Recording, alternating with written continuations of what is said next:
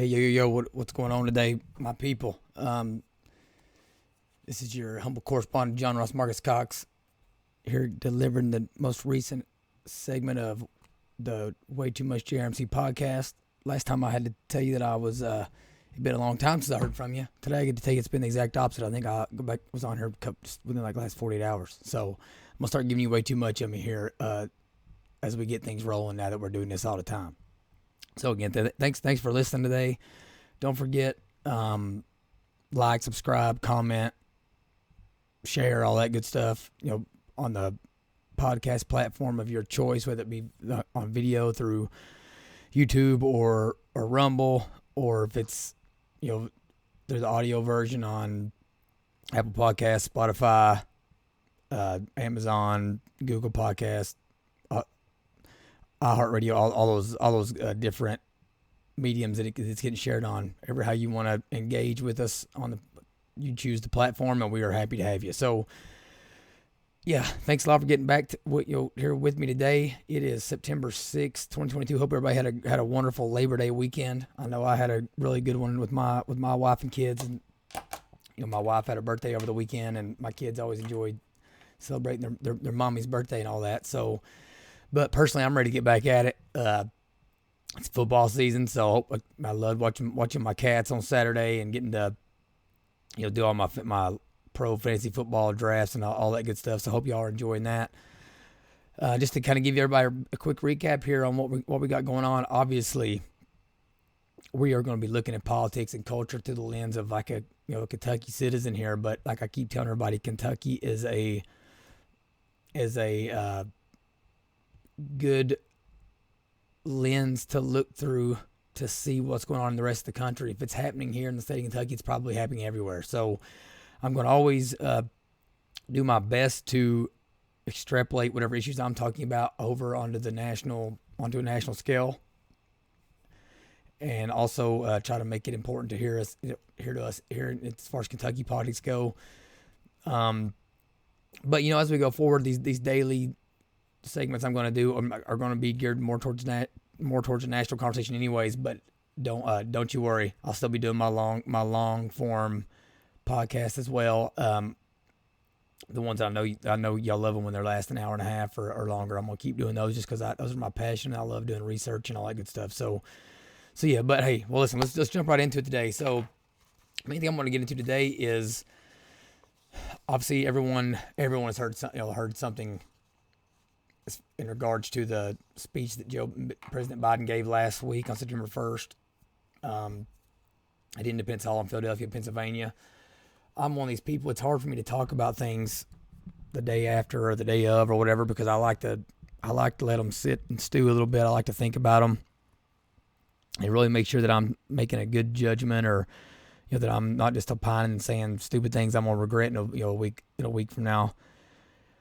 But at this point, I've had enough time. I'm gonna go ahead and give everybody up front here, just a notice that I did take particular I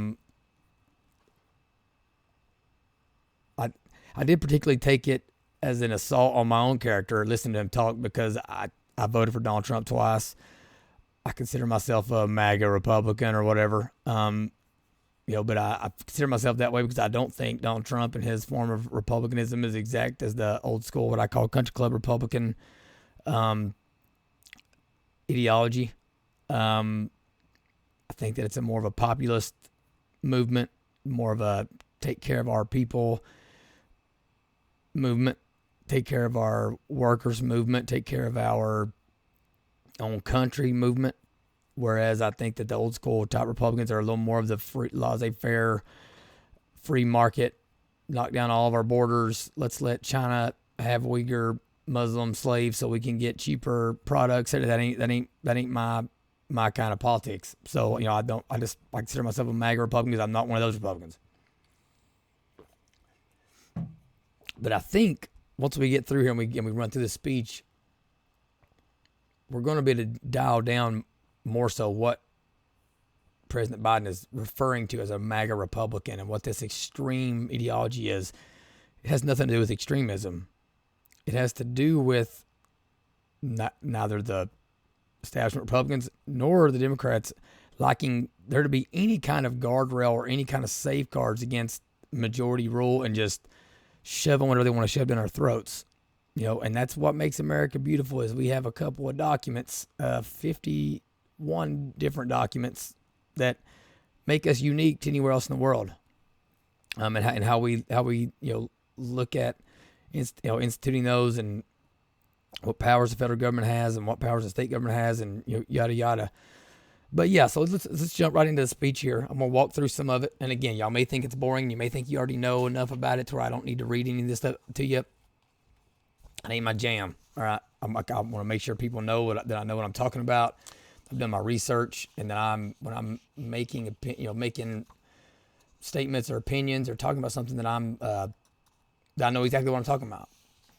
So okay, so here we go. Now I'm reading directly. This is straight from, again, I'll put it in the show notes.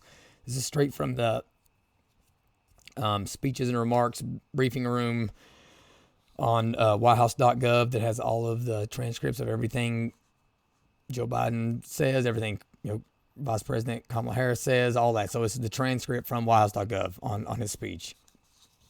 It says, remarks by President Biden on the continued battle for the soul of the nation, September 1, 2022. Began at 8:03 p.m. My apologies for saying Joe Biden. I should be saying President Biden. He began saying this. I speak to you tonight from sacred ground in America, Independence Hall in Philadelphia, Pennsylvania. And for those of you watching, as he says these words, this is what it looks like. So this is the scene we're looking at here. President Biden, his old angry old man self in front of a red backdrop that looks like blood flowing down, and up top you got a little cross. It might be not. I mean, it just the symbolism surrounding this photo could not be any worse for him. I mean, I don't know who decided this was a good idea, but I will say they may have just meant it that way. I think they're trying to tell us to sit down and shut up. I really do think that's what they're trying to do. So I'm gonna leave that up. I'm gonna leave that picture up for you while I'm reading this. So it says, I speak to you tonight from sacred ground in America, Independence Hall in Philadelphia, Pennsylvania. This is where America made its Declaration of Independence to the world more than 2 centuries ago with an idea unique among nations that in America we're all created equal. This is where the United States Constitution was written and debated. This is where we set in motion the most extraordinary experiment of self-government the world has ever known with 3 simple words, we the people. These 2 documents and the ideas they embody, equality and democracy, and let's keep that democracy word, let's keep that in mind here, are the rock upon which this nation is built.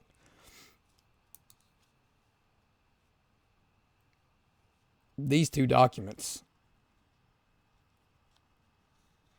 the Constitution and Declaration of Independence, I will go on and I will expand on this later, are the bedrock of this country. He goes on to say, but as I stand here tonight, equality and democracy are under assault. Oh my gosh, I guess we're better get that assault weapon ban put in place then if it's under assault. We do ourselves no favor to pretend otherwise. But then he goes on, but first we must be honest with each other and with ourselves. Too much of what is happening in our country today is not normal. Donald Trump and the MAGA Republicans represent the extremism that threatens the very foundations of our republic. Now, I want to be very clear up front. Not every Republican, not even the majority of Republicans, are MAGA Republicans. Not every Republican embraces their extreme ideology. I know because I've been able to work with these mainstream Republicans. But, Joe, I'm glad you have. Thank you for working with certain Republicans so that we can know which ones aren't MAGA. Because I need to know that.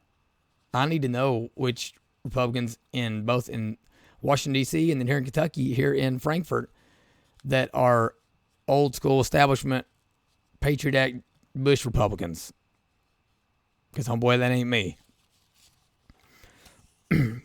He goes on to say, and here, in my view, is what is true.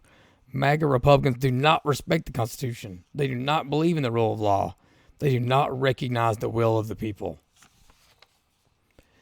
They're working right now, as I speak, in state after state to give power to decide elections in America to partisans and cronies, empowering election deniers to undermine democracy itself. Well, what is happening is Republicans in individually sovereign states are working to make sure that the power to control their own elections isn't usurped by the federal government, of which it does not have the power to do so. It's specifically in the Constitution that states control their own elections. Now, yes, that is scary because part of what holds us together as a nation is all the states trusting one another. Okay, and so, but what they would rather see is everything that but that California is doing and New York is doing imposed on everyone, than for all 50 states to have to make sure they were being fair enough to where all the other states, or at least the majority of the other states, trusted them enough to stay on the team. That's really what's at issue here. MAGA forces are determined to take this country backwards to an America where there's no right to choose. Right to choose what? Right to choose if you can murder a baby in the womb? You don't have a right to that. No right to privacy. Oh, really? MAGA Republicans want to keep expanding the FBI and the CIA and the Patriot Act? Don't think so. No right to contraception. Listen, I have no problem with contraception, but I don't see anywhere in the Constitution where you have a right to it. No right to marry who you love. Again, I don't see anywhere in the Constitution where you do have a right to marry who you want to. I mean, like, I don't even like that marrying is a government thing. So again, the rhetoric they're using, the terminology they're using, it's just false. They promote authoritarian leaders. People, listen, that is just such projectionism. The only thing the Democrats and establishment Republicans want are authoritarian leaders. Fauci isn't someone that MAGA Republicans are fans of. These governors that shut down schools and shut down businesses and shut down churches, MAGA Republicans weren't voting for those people. But while the threat to American democracy is real, I want to say as clearly as we can, we are not powerless in the face of these threats. We are not bystanders in this ongoing attack on democracy. Democracy, there it is. I'm telling you to remember that word. Because once again, just like if you've listened to other shows, what this country is undergoing is a redefining of terms. Okay, we have two sides that think they can just make words mean whatever they want to make it mean. And as of right now, they're able to do that because a large swath of this country won't pick up a dictionary, won't do any research on what something means. But so we're gonna go into some of these terms later. So remember the word democracy, folks. It is within our power. It's in our hands, yours and mine, to stop the assault on American democracy. There it is again. Attack on democracy. Assault on democracy. Tell me right now who is inflaming passions right now. I'm one of the people with all the guns. I ain't attacking nothing or assaulting nothing. And I don't know any other people that own a bunch of firearms that are trying to do that either. We're not attacking. We're not assaulting anything. And now America must choose to move forward or to move backwards, to be a nation of hope and unity and optimism, or a nation of fear, division, and of darkness. Okay, look at this picture. Which party's about darkness? Which party's about division? MAGA Republicans are attacking our democracy. Our democracy is under assault. The key to that section is now America must choose to move forward or to move backwards. He's going to start talking about the past and how we got to be looking to the future. Here's the problem. Our Constitution and the guardrails that protect our individual liberties are from the past. So we are inherently looking backwards at all times in this country. Moving forward to them means they can run roughshod of whatever they want to run over and make whatever laws they want to make. That's what it really means. MAGA Republicans have made their choice. They embrace anger. They thrive on chaos. They live not in the light of truth, but in the shadow of lies. Whatever. I'm going to go into that section. He sounds stupid. They embrace anger, please. This is a nation that honors our Constitution. We do not reject it. This is a nation that believes in the rule of law. We do not repudiate it. All the Democrats do is run roughshod over the Constitution, and they believe in the rule of law. Oh, really? Anybody remember riots that were going on here in the last couple of years? Again, it has nothing to do with me saying that if I empathize with the reasons any of those things were going on, it doesn't mean that. This means that the riots were happening regardless. The violence was happening regardless of my opinions on that. We are still at our core a democracy. There it is again. Was that 4 or 5 times already? And yet history tells us that blind loyalty to a single leader and a willingness to engage in political violence is fatal to democracy. Okay, well, a willingness to engage in political violence and blind loyalty to a single leader, those aren't mutually exclusive or mutually inclusive.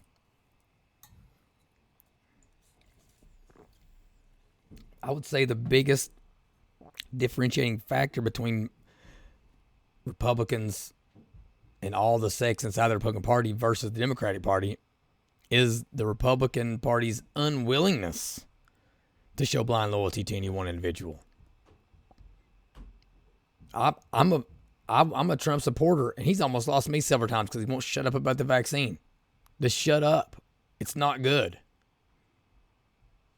I know you're happy that you invented it, or not invented it, but you helped develop it or whatever, so you think you want credit. But, brother, you shouldn't want credit for something that ain't doing anybody good. So even someone like me, like Trump, has to watch what he says because I'm not just going to follow him blindly. I'm not going to do that. Okay, it's the Democrats that want to, whatever Fauci says goes. Whatever Biden says goes. Whatever Obama says goes. Okay, they're the ones that are willing to pledge allegiance to any one individual. For a long time, we've told ourselves that American democracy is guaranteed, but it's not. We have to defend it, protect it, stand up for it, each and every one of us. And thank goodness we have people that will. Okay? That's why tonight I'm asking our nation to come together, unite behind the single purpose of defending our democracy regardless of your ideology. We're all called by duty and conscience to confront extremists who will put their own pursuit above power above all else. Democrats, independents, mainstream Republicans. Notice he didn't say mainstream Democrats. We must be stronger, more determined, and more committed to saving American democracy than MAGA Republicans are to destroying American democracy. We've seen FBI agents just doing their job as directed, facing threats to their own lives from their own fellow citizens. Okay? No one should be threatening anybody's lives. Let's go ahead and say that. But what this is really talking about is, again, they think if a government institution, elected or appointed or otherwise, if they give one of their workers a directive, they should be able to perform those objectives, regardless of what the Constitution says, regardless if they have a mandate inside their organization to be able to do that or not. FBI agents illegally spying on individuals should not just be set back and, they should just be able to do it whenever they want to because we're not allowed to say anything. Okay, we have a constitutionally protected right to not undergo unwarranted searches and seizures.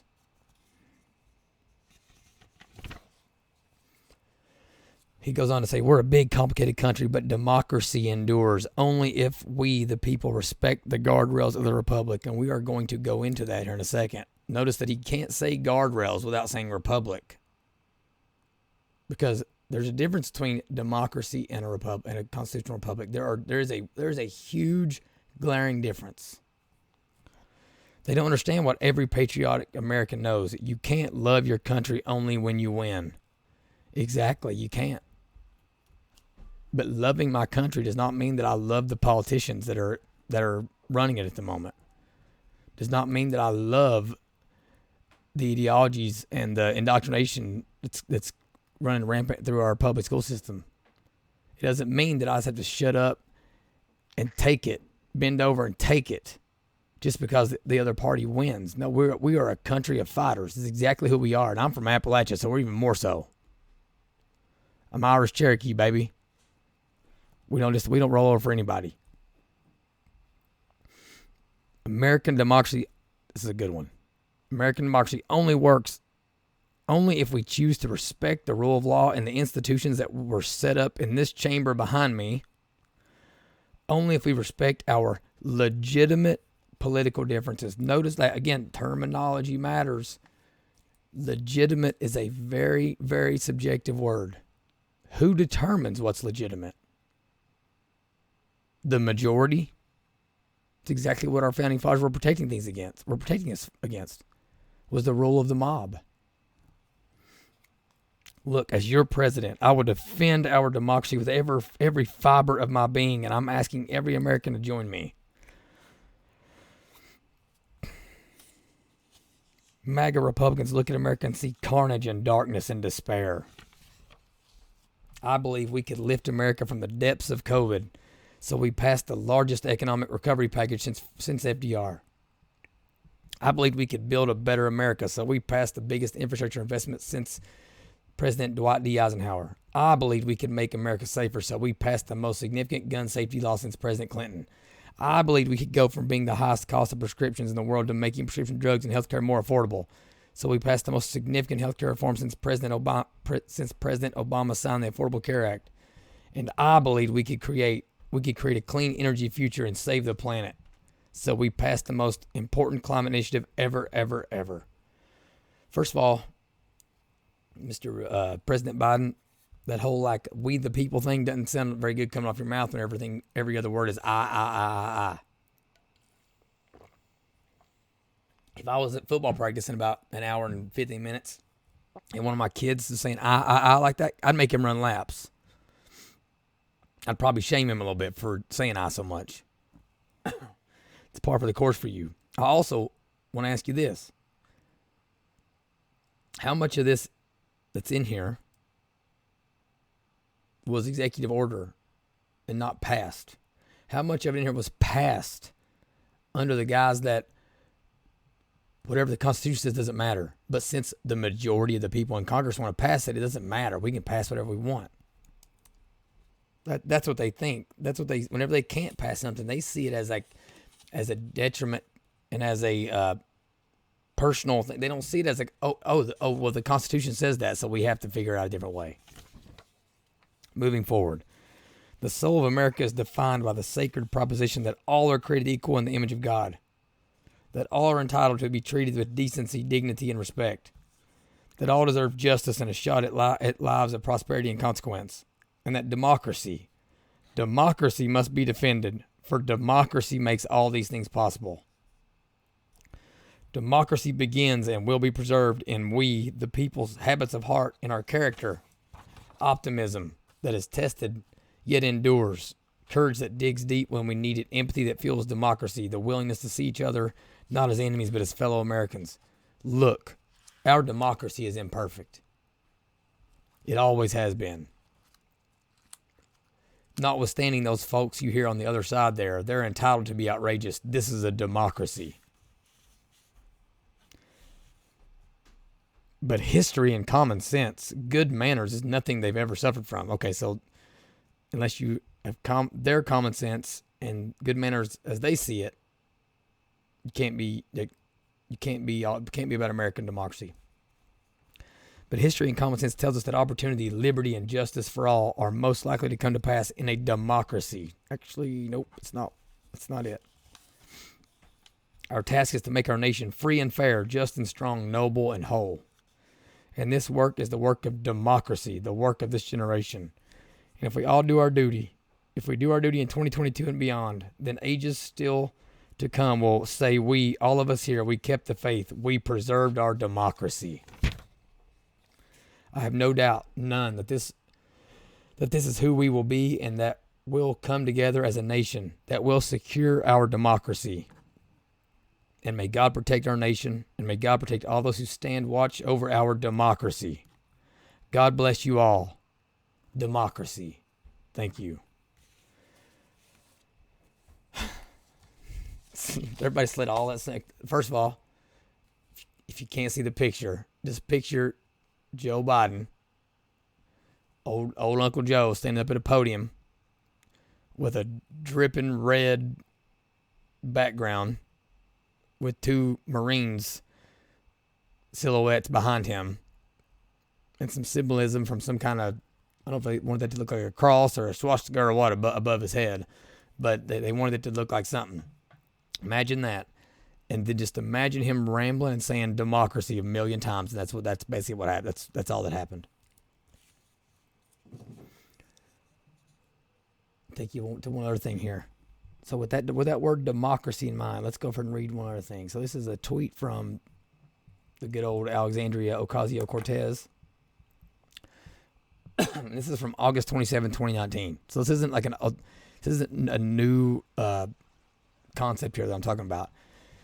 Her tweet said, well, it's official. Republicans are now arguing that the U.S. isn't and shouldn't be a democracy. This is what they believe. From lobbyists writing their bills to sabotaging our civil rights, the GOP works to end democracy. In reality, we have to grow it. And here lies the core issue, what I want to talk to you about today. The terminology. They know that most people are unaware of the constitutional republic framework that we have in this country. They know that when you say the word democracy, what you hear is count the votes and whoever has the most wins. And that's fine if everyone is in agreement that if something gets the majority of votes and it contradicts something in this is the Constitution of the United States, if it contradicts something in this or assumes a power that isn't specifically listed in this, then you might throw it out. Throw the baby out with the bathwater. Okay, that's that. If we're assuming that, we could go along with that, but that's not what they know. When people hear democracy, they think that you mean, okay, we'll all vote, and if you get enough senators, enough House of Representative members, then it passes. That's what they think. But here's the other part, and the much more scarier part. There are those of them that don't even realize that we're not a democracy. I've seen it on a federal level, and I've seen it firsthand on a state level,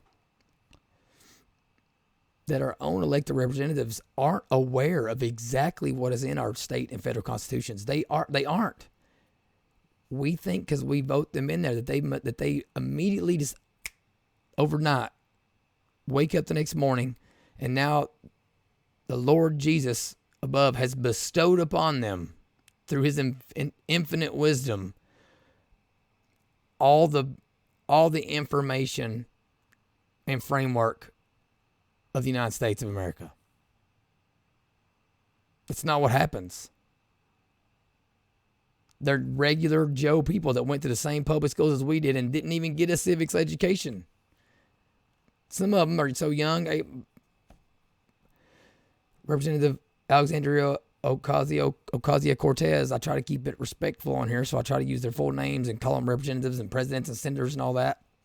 Because I'm not trying to just be a opinion pundit here, a Republican, shill. She probably didn't even watch How the Bill Becomes a Law cartoon that most of us did that are over 30 years old. They don't know. They don't know there's specific ways that taxes can get passed. They don't know there's a specific chamber of Congress that holds the purse strings. They don't know that the only power the federal government has is what's specifically listed in this document. They think as long as they vote on it and it passes, that it is law, that it can be law. That's what they think. There are Republicans and there are Democrats and everyone in between that think that. So anybody that thinks that that's on one side of the aisle or the other, you're smoking something. Okay, there are people on the right side of the aisle that would try and pass certain laws to enforce certain things because it's a right-wing ideology deal as far as religion or whatever. Like, they'll try to do it and they can't because of this. And in Kentucky's case, because of this. The Kentucky Constitution. Now I'm going to go back here. I'm going to go to my big screen here and talk to you a little bit. So just like when I was talking to you about the abortion debate and the fact that the problem with the abortion debate was that we don't operate under the same terminology of what an abortion, like there actually is a definition of abortion. If you end a pregnancy and you attempt to save the child's life, and they still end up passing away, you didn't have an abortion. Many Americans think that you had one. You didn't.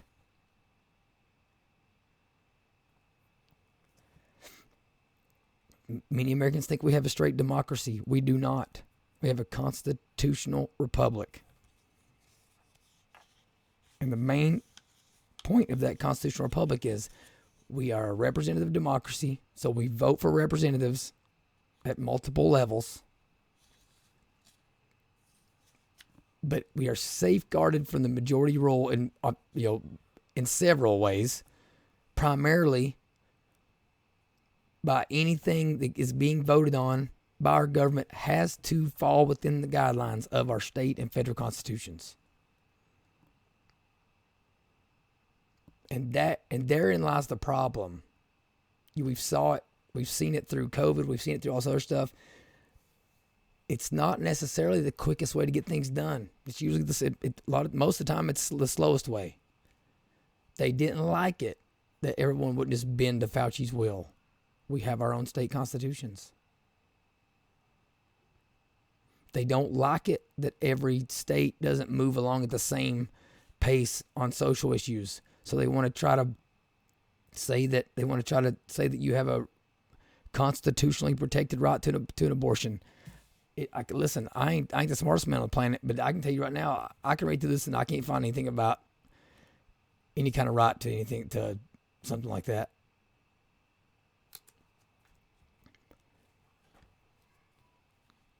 There'll be a process. They can file an amendment and try to pass an amendment, but they don't want to because it's slow and it requires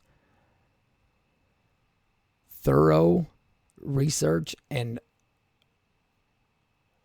a very good ground game to spread the word and spread your message to get everyone to vote for the addition in all their state legislatures and all that. They don't want to do all that because they think you're stupid and they're there and they've gotten there because they're smarter than you and therefore they should be able to vote for it. I mean, that's what they think.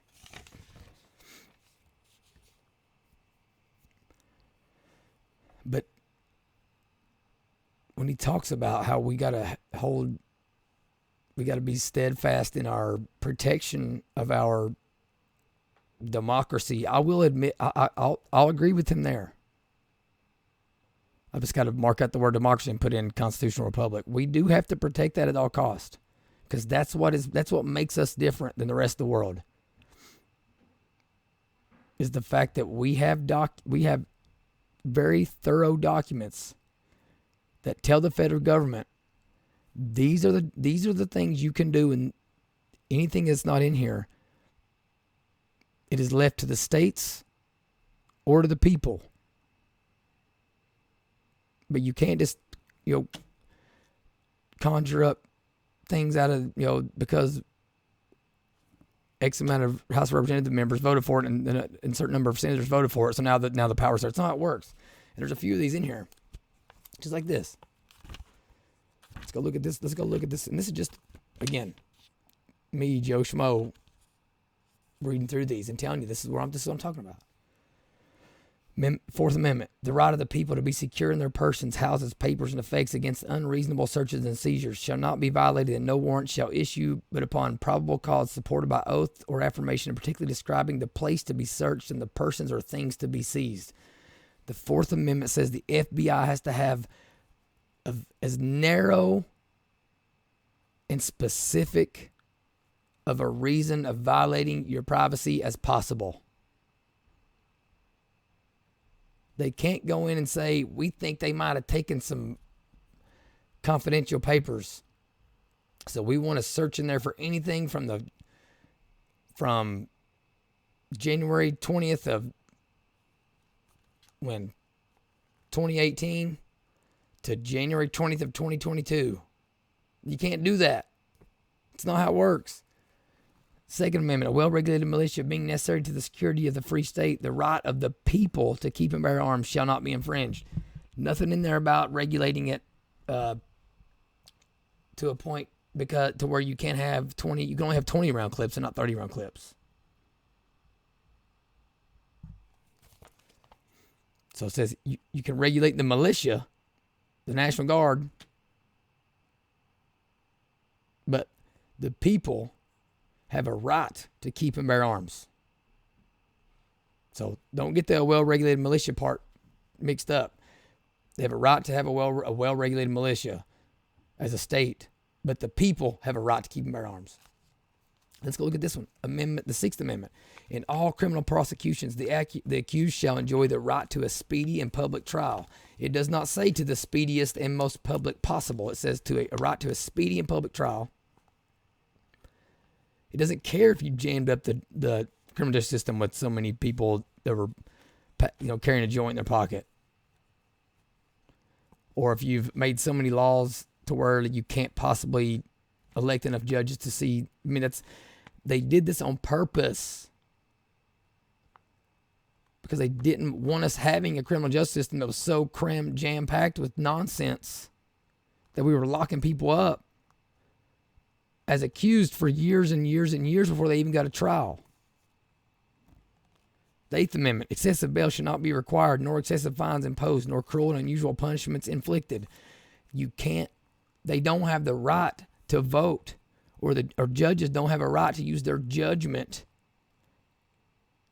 to require bail of someone that could not reasonably, if they could live 100 lifetimes, to save up enough money to pay that bail. You have a right to not face excessive bail. The right may not like that right. It's still there. That's to me that's the difference between a MAGA Republican and an establishment Republican. As far as I'm concerned, you are innocent until proven guilty, and you have a right to not face excessive bail.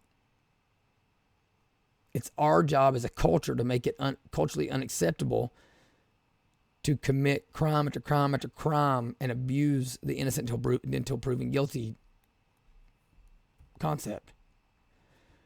Then you have the 10th Amendment. The powers not delegated to the United States by the Constitution, nor prohibited by it to the states, are reserved to the states respectively or to the people. If it's not in this book, you cannot vote to give the power to yourself.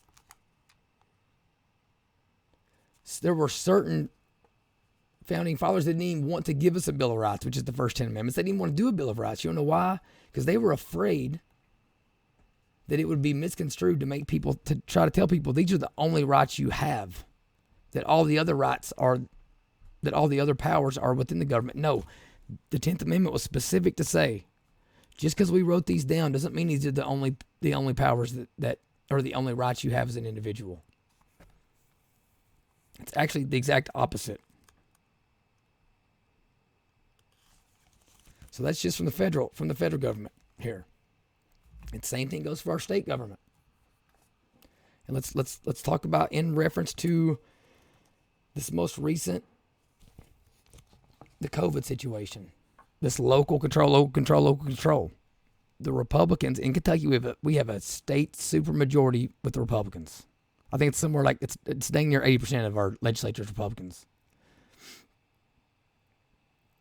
And in the heat of the moment with COVID, even some of the ones that I like fell guilty of this because, again, the states got raised and they started getting worried that the things they were voting on were going to have like an imminent impact on people's lives. Guess what? Everything you do has an imminent impact on people's lives. You may not be one where you have to worry about them dying because of it like you did with COVID. But again, that's why they put the constitutions in place so that you didn't have to worry about the emotional baggage of certain votes, because if you don't have the power to do it in the first place, then you have cover. So let's talk about our local school boards. When we talk about mask, and when I was trying to get mask and all the COVID protocols out of schools, and I wrote the amendment to HB 51, my point was this: I'm not asking you to reallocate power from our local school boards to the state legislature. What I'm asking you to do is to admit to everyone and say, back when we gave school boards that power, we didn't actually have it to give them, and we realize that now. So we are relinquishing the power that we never had in the first place. We can't decide as a state government to give any local elected body any power that we want.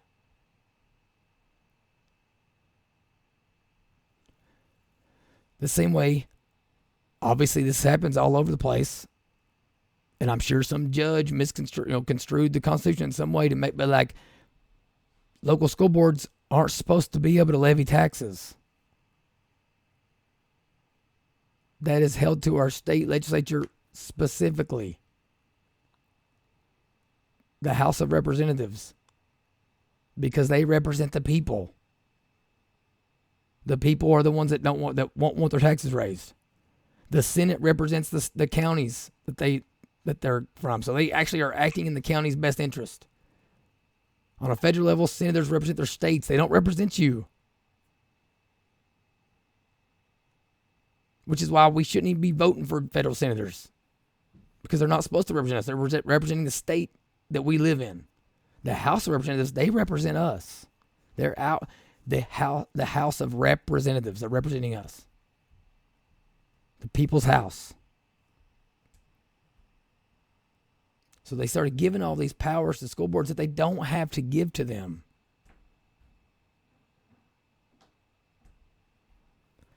Just because it's a state of emergency I don't care what the state legislature granted the governor in emergency powers if they don't have the power to grant to him in the first place. The First Amendment. The freedom to practice religion is not only a freedom when it ain't an emergency. They actually wanted to make sure that in the worst of times, in the worst of emergencies, in the worst of circumstances, that your freedom to practice religion the way that you see fit was not in question. Yet we have state legislatures. Kentucky's is one of them. Now it wasn't this currently elected body that granted Kentucky's governor this authority. But they certainly could say, and they have to be very specific in their language, because they would challenge it in court.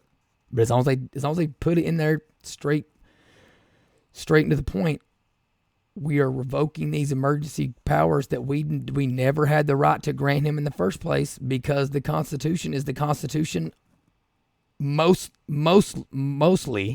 definitely in cases of emergency. You don't need protections in peacetime. You need them in wartime. I don't need the right to practice religion when no one's trying to infringe on my right to practice religion.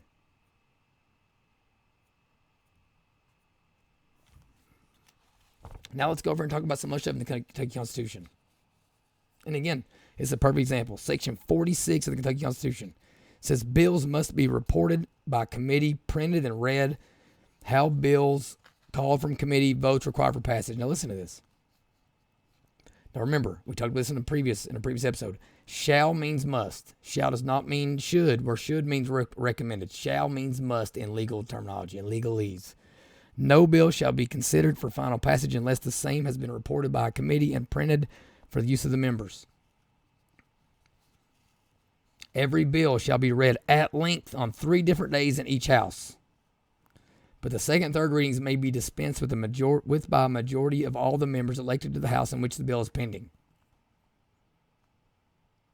But whenever a committee refuses or fails to report a bill submitted to it in a reasonable time, the same may be called up by any member and be considered in the same manner it would have been considered if it had been reported. Let me get into this for a second. Every session, our state legislature in Kentucky, and this same thing on a federal level, and I'm sure it's the same in every other state, both chambers of Congress vote on the rules that they're going to abide by during that session. They have a constitution. It's actually specifically stated they have the right to do that. However, they do not specifically have the right to bypass the Constitution because they chose to do so in their rules for any given session. If it's in the Constitution, it's because they said this is specific. No matter what, you have to abide by this. And I know they know this because I'm gonna give you 2 examples. One is the way the committees work. This says every bill shall be read at length of 3 different days in each house.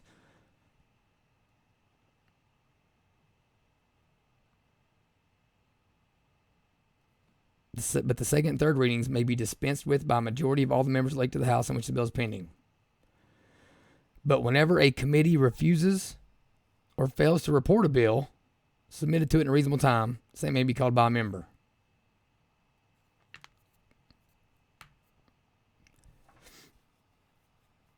There's obviously all these committees. There's education committee, there's finance committee, there's insurance committee, there's local law committee, there's all these committees. Those are the committees that they assign bills to once they actually think they might get a chance. They might have a chance. But because every bill has to be assigned to a committee, because the Constitution says it does, they had to invent a committee to assign all bills to, of which that really small committee will then divvy it up and decide if it actually gets to a committee that means anything. And this original committee is the Committee on Committees. That Committee on Committees wouldn't be there if they weren't acknowledging the fact that every bill has to be assigned to a committee. So that's one part of Section 46. The other section says if a committee refuses or fails to report a bill submitted to it in a reasonable time, report means vote on it. So they fail to vote on a bill in a reasonable amount of time, the bill may be considered in the same manner it would have been considered if it had been reported. But guess what? I've talked with reps and they have said, they agreed in their rules that basically that if it doesn't get a vote in a committee, they're just not going to call it. They're acting like that's not even it's not a constitutional right. You'd be blackballed, you'd be a black sheep if you were to try to call that. And then the other one, and the biggest concern from this one is every bill shall be read at length on 3 different days. I have approached several different legislators on this. There is not a bill that is read at length Forget 3 different days, on any given day in each house. Because at length means in full. Based on the time when they were writing this, they were writing the Kentucky Constitution in 1891. At length meant in full. Currently, we read our bills by bill and by title and summary. By bill number, title, and summary. So if it's a bill on education, it may be 100 pages long, but it'll say HB 51, a bill related to education and COVID-19 protocols. Even though the bill itself was 30 pages long. Every bill shall be read at length on 3 different days in each house. Moving on. Section 57 of the Kentucky Constitution. Member having personal interest to make disclosure and not vote. A member who has a personal or private interest in any measure or bill proposed or pending before the General Assembly shall, which means must, disclose the fact to the House of which he is a member and shall not vote thereupon, pain of expulsion. They voted behind the scenes to forego that. They don't have the right to do that. If you have a personal or private interest in any measure or bill, you are not supposed to vote on it.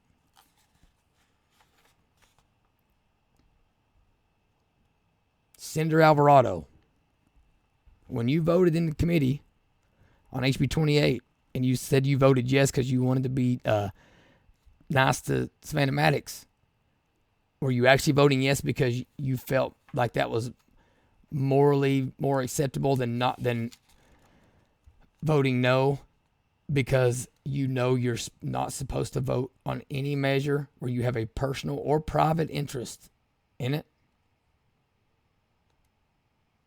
Don't tell me you don't have a personal interest in promoting and making everyone get vaccines or whatever if you own stock in Pfizer.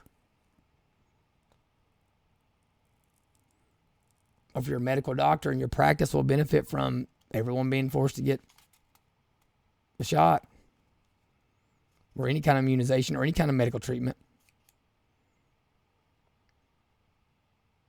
And it says, if you do vote and don't disclose your personal private interest, you would do so upon pain of expulsion. What about people that own hospital stock? What about people that own prison stock and continue to pump in our minority populations into the criminal justice system? Don't tell me you care about minorities and poor people if you're going to keep letting people vote on bills that keep pumping people into the system that own, I don't care if it's one stock or if it's a mutual fund that is like on the periphery controls stock in a company. It doesn't say that it has to be a certain degrees removed and you can still vote on it. It says if you have a personal or private interest of any kind in any bill or measure. Let's keep going on. I got 3 more. Section 173. Officer receiving profit on public funds guilty of a felony. The receiving directly or indirectly by any officer of the Commonwealth or of any county, city, or town or member of or officer of the General Assembly of any interest, profit, or perquisites arising from the use or loan of public funds in his hands or monies to be raised through his agency for state, city, town, district, or county purposes shall be deemed a felony. Said offense shall be punished as may be prescribed by law, a part of which punishment shall be disqualification to hold office. Somebody do that research for me. People that are elected and in our body of government cannot directly or indirectly profit from any public monies that they've directed into into any program. Think about that for a second. Section 180. An act or ordinance levying any tax must specify purpose for which alone money may be used. Every act enacted by the General Assembly and every ordinance and resolution passed by any county, city, town, or municipal board or local legislative body Levying a tax shall specify distinctly the purpose for which said tax is levied, and no tax levied and collected for one purpose shall ever be devoted to another purpose. I can't tell you one tax and what specifically it's being spent on. It can't be a general. It's spent on education. It says shall specify distinctly the purpose, not generally the purpose. Section 183, General Assembly to provide for school system. The General Assembly shall, by appropriate legislation, provide for an efficient system of common schools throughout the state. An efficient system. The Jefferson County Public School System has a $1.8 billion budget. $1 billion.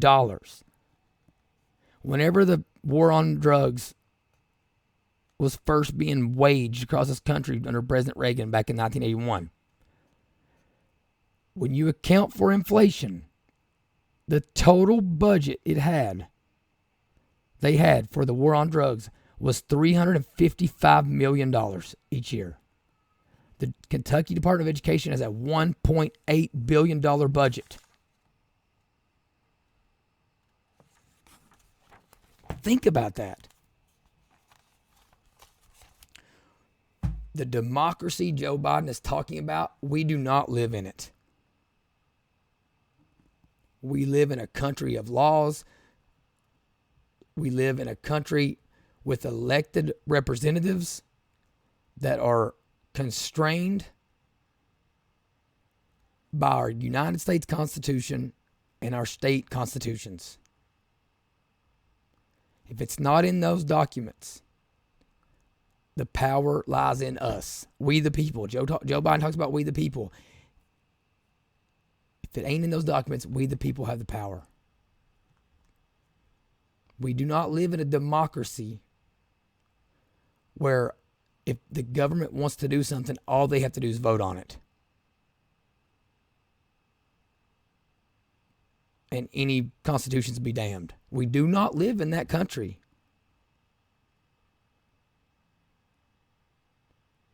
And our founders never wanted us to be living in a country where the common person can't understand their rights without paying thousands and thousands and thousands of dollars for an attorney. The constitutions as they are written are not rocket science, or what I like to refer to as rocket sciencery. They're pretty easy to understand. And with a little bit of research and a little bit of putting your head into the binding of the book, you can find out what it's saying. You can find out that when it says shall, it means they have to do it. You can find out that at length meant in full. Didn't mean by title and summary. 6 words to explain to you what 160 pages means. That's not what it meant. So stop letting this man lie to you. I'm so frustrated by it. Everybody's gonna mess around until one of two things happens. Either a true crazy person is gonna be elected into the major offices of this country because people get so fed up with it, or we're gonna have to elect somebody who is straight up just like actually a man of the people. Somebody who doesn't have nothing to gain from it financially because they're broke. Somebody who ain't worried about money. And, maybe that's what we need. But I don't think y'all want this either. Somebody like me becoming president. That's what's going to happen. And just for clarity, I would be the latter, not the former, not the demagogue authoritarian. But we got to stop, listen to these people lie to you and tell you that things mean things when they don't. Or just deceive you by telling things are what they are not. We are not a true democracy in the true democracy sense they are trying to make you think we are. Everybody doesn't vote on everything. Our elected officials cannot just vote on anything they want and pass anything they want. There is a guardrail in place to keep them from trampling on your individual rights. And those rights are guaranteed in the worst of times. That's the whole stinking point. I appreciate y'all listening. Hopefully y'all got something out of this. We're going to keep putting out more and more content like this. So please, if you enjoyed what you heard tonight, you'll like, subscribe, share, comment, shoot me an email at jrmc@waytoomuchmedia.com. Just engage in the. We have to create our own communities. We got to do away with mainstream media, the mainstream. I'm doing little air quotes there. I ain't a mainstream Republican. My gut tells me if you're listening to this, even if you're a Democrat, you're not a mainstream Democrat. You care about America and American jobs and American workers and American exceptionalism. You care about America's children. Not that we don't care about all the children, but we got to take care of our children first.